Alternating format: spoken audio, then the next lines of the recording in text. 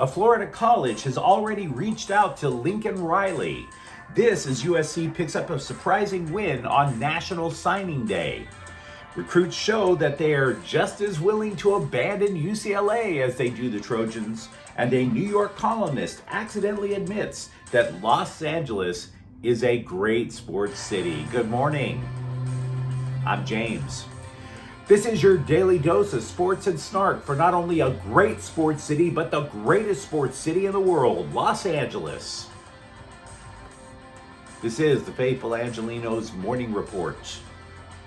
So it is December 5th, 2024. We added multiple new subscribers to the Angeleno Familia yesterday. Thank you for getting in on the ground floor. I'm going to do my best to keep you informed. And if you like being in the know about LA sports, click and clack the like button. Click and clack the subscribe button. There's a notification bell. Hit that. It'll let you know when we drop new content. Sharing is caring. Let people know we exist, and by all means comment. Now, before we go through the news and notes, we have a look at the scoreboard. Miami 134, Lakers 93. Another ass kicking. LeBron James scores 29 points and he shoots well. It's another ass kicking. I'm not saying JJ Redick should be fired, but it's another ass kicking. Look, since November 23rd, the Lakers have lost games by 25 points, 27 points, 29 points, and now 41 points. This is not cool. I don't know what Redick can do, by the way. They're totally inconsistent. I mean, part of it's got to be on him, but I don't want to throw it all on him. For example, Dalton Knecht starts, 2 points. Anthony Davis, 8 points. Obviously, no defense. It's an ass kicking. Something needs to change. Minnesota 108, Clippers 80. So don't look down to Intuit Dome to see any optimism there. Bones Highland scored 18 points to lead the Clippers. For those of you who forgot, Bones Highland was on the Clippers. Kings 3, Dallas 2. That is a damn good win for the Kings. Warren Fogle and Tanner Jeannot each scored a goal. They had an assist. 12th ranked Oregon, though, 68, USC 60. Desmond Claude scored 22 points for the Trojans. They slide to 5-4 on the season overall. That was their Big Ten debut. Meanwhile, there are no games involving LA teams today. So let's get to the news. Normally, we would probably start off a show like this and either toast or bemoan the state of local college football. Yesterday was National Early Signing Day. You know, for example, if you're a UCLA fan, you already knew that Chip Kelly didn't give 1/10 of a poop about reporting. Tea time awaits, am I right? Meanwhile, over at USC, recruits had been using the Trojans as to try to make a girlfriend jealous, right? They were trying to use USC to coerce more NIL money out of other schools. And we'll get to that. We will get to National Signing Day. But we're not starting with it because Lincoln Riley sort of denied a report by The Athletic that claimed the University of Central Florida reached out to him about replacing Gus Malzahn, who quit to become the coordinator over at Florida State. Now, for those of you who don't know, UCF is the largest public school in the nation in terms of enrollment, and they're based out in Orlando. They call themselves the national champions of 2017 because the Knights went undefeated, including defeating Auburn in their New Year's Day bowl game. They simply weren't invited to the 4-team college football playoff because they came from a mid-major conference. And you have to be amazingly, just incredibly skeptical of this article. First of all, Orlando, while it's a nice place to live, is not Los Angeles in terms of prestige. I have seen a game at UCF. I used to live a couple of years out in Orlando. Nice place to be.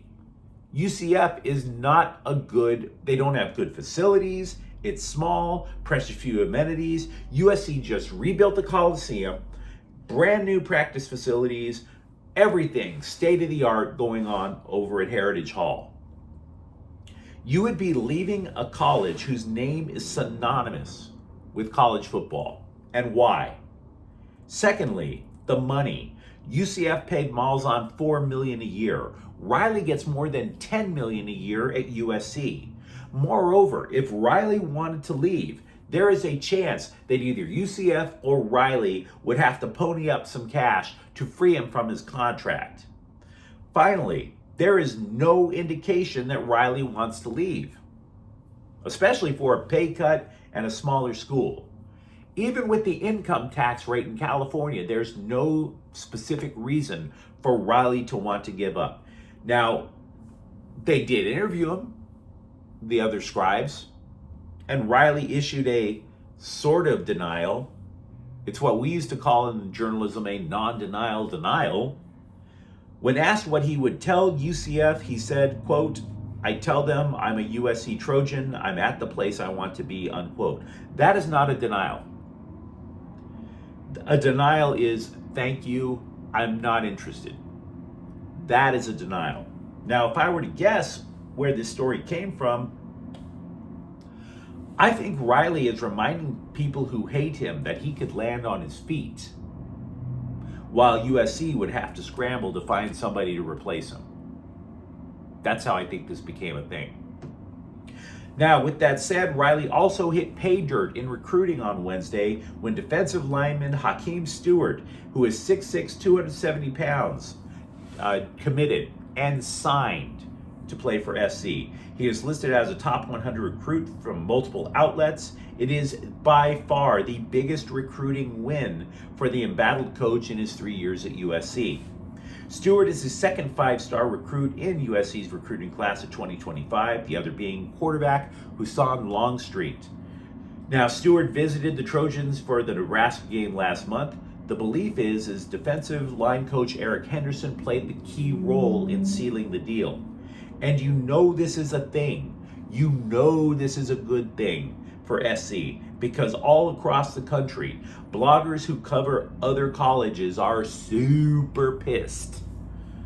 Dudes who cover from their basement, LSU, Auburn, guys who think the SEC is just the Garden of Eden. They are now all questioning their role in the universe, the very meaning of their insignificant little lives, because USC took their coveted D-line prospect away. Now, for the Trojans overall, they get blue chip help on all three levels of defense. We mentioned the defensive line.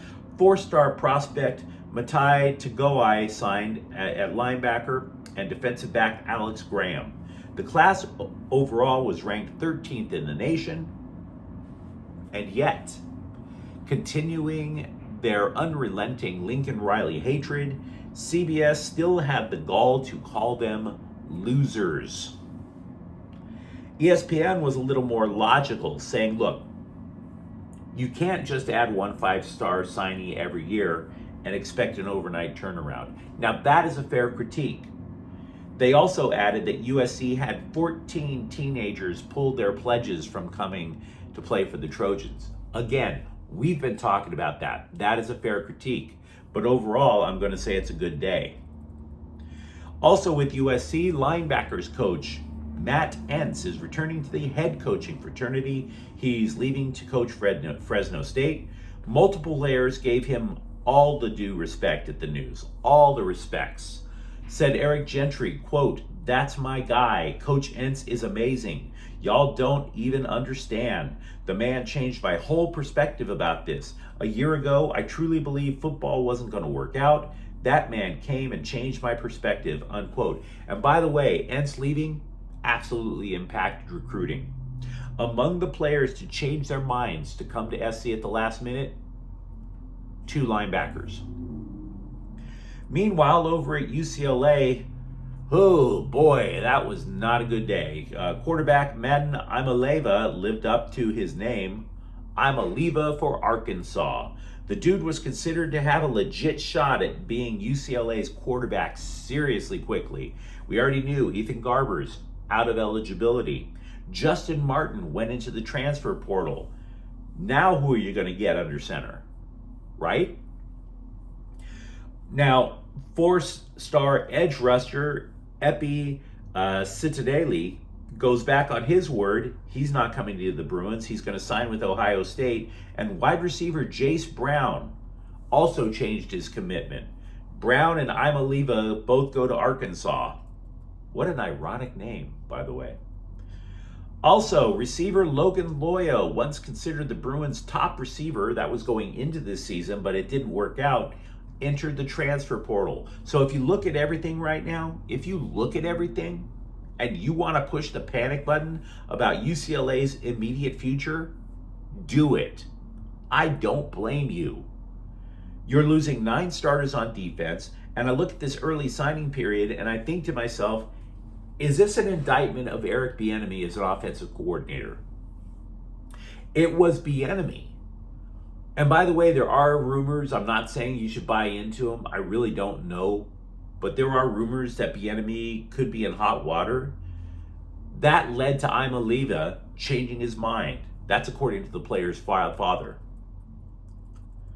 Now, people did decide to come play for UCLA. Quarterback Colton Gumino from Illinois did sign, as did a running back from Victorville, Carson Cox, who Foster called the best back in California. They also added 2 edge rushers in Lucian Holland and Cole Cogshell. But again, overall, yikes.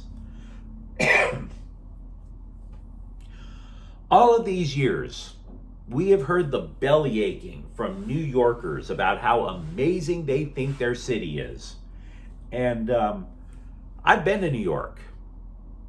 For everything that is bothersome about life in LA, know that New York is multiple times worse. Times Square is many more times disgusting than anything the adult film industry could have ever dreamed up. Times Square is a snuff film in real life. And by the way, we don't push our subway riders onto the tracks out in LA. We know we have our issues. But there is also a false sense of superiority because New York thinks they're better at sports than everybody else. Oh, we have the Yankees. Really? There are still chalk outlines at Yankee Stadium from the murder death kill that the Dodgers just inflicted right in front of you. The Kings, they've listed 2 Stanley Cups since any New York team. The Knicks have not been relevant in decades. The Rams won a Super Bowl, and one of the reasons that I went out of my way to go see MLS Cup this weekend is not to just see my beloved Galaxy play. No, I want to remind New York what a soulless loser magnet they have been attracted to. Well, this wall of fake invincibility is beginning to crack. John Heyman posted a column in the New York Post titled, "Enough is Enough. Dodgers are already too good," where he writes at length about how Major League Baseball needs to step in to keep Juan Soto and Roki Sasaki from joining the champs. Intervene. Stop it. Help us. Please don't sign with the Dodgers. To which I say, thank you for waving the white flag. Thank you. I would like to remind you, though, that those words would have never come flying out of your keyboard had Blake Snell, Sasaki, and Soto had all stayed in New York or had all decided to go to New York. So your white flag is a nice gesture, admitting that you suck compared to the greatest sports city in the world. But your hypocrisy is duly noted. Also with the Dodgers, yesterday I said I was skeptical of the Dodgers acquiring St. Louis infielder, technically third baseman, Nolan Arenado, because, again, he plays third. You'd have to find a spot for Max Muncy. Muncy went on a show I don't watch and said he would be willing to move if the Dodgers needed him to. Quote, "As long as you put me out there, I'll play left field, right field, third, first. I'll play wherever they want to put me. As long as it means I'm out there on that field, wearing Dodger blue, playing in that stadium, it doesn't matter to me." All quote, all a beautiful quote. It's a beautiful quote that would make even a cynical bastard like me want to wipe a tear from the eye. But just because Muncy said he's willing to move doesn't mean he's capable of playing that position. The guy is 34, for Pete's sakes. He has a rebuilt elbow, a mystery issue in his obliques that kept him out for much of last season. He's had problems with his shoulder, wrist, hamstrings, knees, hand. What does that translate into? It tells me that he has to be in a position where he doesn't have to run much and hopefully not get plowed over by a base runner. That's third base. Kings coach Jim Hiller said Trevor Hillis, long morning. Kings coach Jim Hiller said Trevor Lewis will be out a month, maybe 6 weeks, with the dreaded lower body injury. Poor guy was playing in a game that was his 999th of his career when he got hurt. Reaching 1,000 NHL games is a respected milestone among NHL players. Now, having said that, Lewis is a fourth liner. The Kings should be able to fill that role without a problem.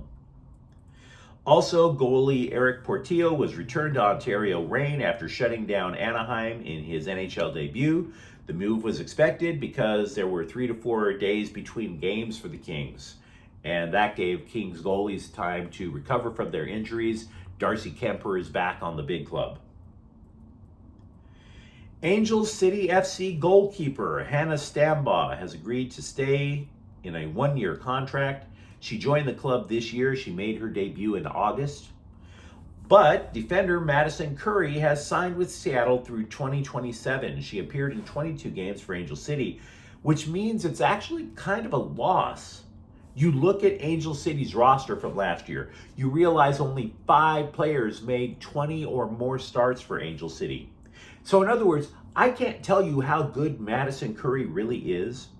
What I can tell you is that the club last year was highly unstable. And while we have no idea what the world's most valuable women's pro sports team will do to improve, you'd have to assume you don't want to let go of somebody who's actually stable, right?